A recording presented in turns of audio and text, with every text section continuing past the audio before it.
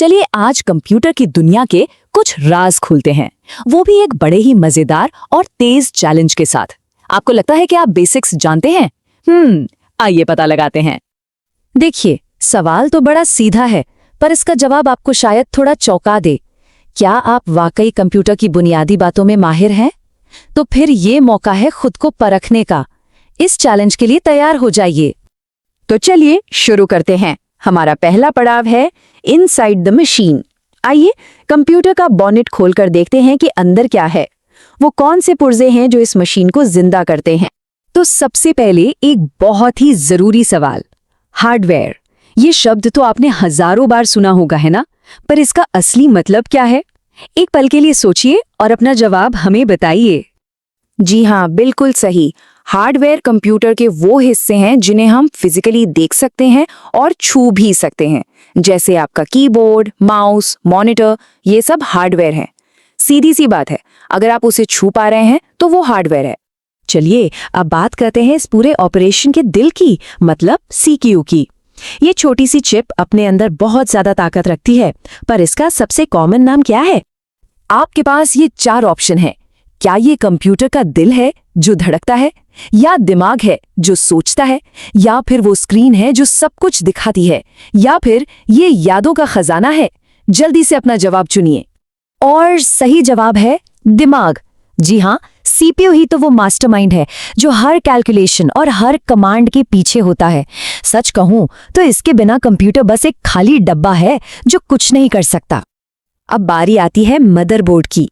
नाम से ही इसकी अहमियत का अंदाजा हो जाता है, पर सिस्टम के अंदर इसका सबसे जरूरी काम क्या होता है? बिल्कुल, इसका काम है सारे हिस्सों को एक दूसरे से जोड़ना। मदरबोर्ड को आप एक सेंट्रल हब या जंक्शन समझ सकते हैं, जहां सीपीयू, मेमोरी और हर दूसरा पुर्जा आकर जुड़ता है ताकि वो सब मिलकर एक टीम की तरह काम कर सके। बहुत बढ़िया, हमने कंप्यूटर के शरीर को तो देख लिया, अब वक्त है उसके दिमाग में झांकने का। हमारे दूसरे हिस्से डेटा, मेमोरी एंड फाइल्स में हम जानेंगे कि आखिर एक कंप्यूटर सोचता कैसे है और चीजों को याद कैसे रखता है। चलिए अब जरा मेमोरी के बारे में बात करते हैं। देखिए, हर मेमोरी एक जैसी नहीं होती। रैम कंप्यूटर की शॉर्ट टर्म मेमोरी की तरह है, लेकिन इसका असल में मतलब क्या होता है? क्या ये जानकारी हमेशा के लिए सेव रहती है? और यहीं पर सारा खेल है। देखिए, रैम एक व्हाइट बोर्ड की तरह है। जैसे ही कंप्यूटर बंद हुआ, उस पे लिखी सारी जानकारी गायब। वहीं दूसरी तरफ रोम है पत्थर की लकीर की तरह, मतलब डेटा हमेशा के लिए सेव रहता है, पावर हो या ना हो। आजकल हर किसी को स्पीड चाहिए और कंप्यूटर की स्पीड में एसएसडी का बहुत बड़ा हाथ है। तो सवाल ये है कि एसएसडी किस पुराने स्टोरेज डिवाइस से कहीं ज्यादा तेज होती है? अपना जवाब कमेंट्स में लिखिए। सही जवाब है एचडीडी, यानी कि हार्ड डिस्क ड्राइव। आप एचडीडी को एक पुरानी ट्रेन समझ सकते हैं, भरोसेमंद तो है पर धीमी है।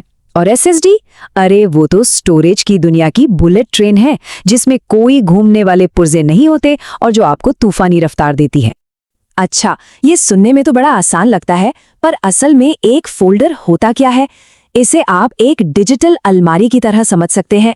एक ऐसी जगह जहां आप अपने डॉक्यूमेंट्स, फोटोज और बाकी सब कुछ एक साथ रखते हैं ताकि आपकी डिजिटल दुनिया में सब कुछ ऑर्गेनाइज्ड रहे।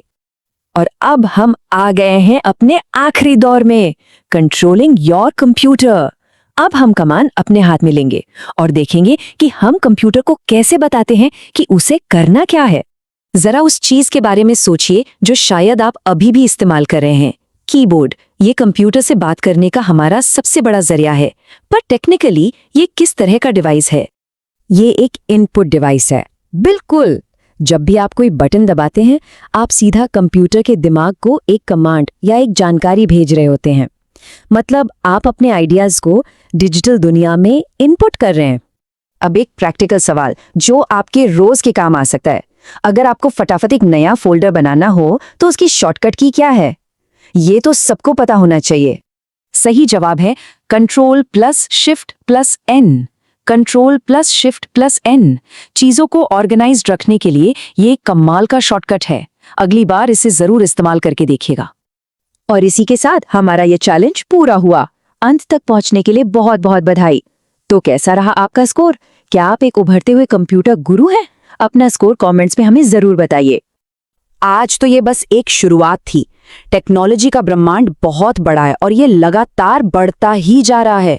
तो अब सवाल ये है कि आप अगला कौन सा तकनीकी रहस्य सुलझता हुआ देखना चाहेंगे। याद रखिए, ज्ञान की तरफ पहला कदम हमेशा जिज्ञासा ही होता है।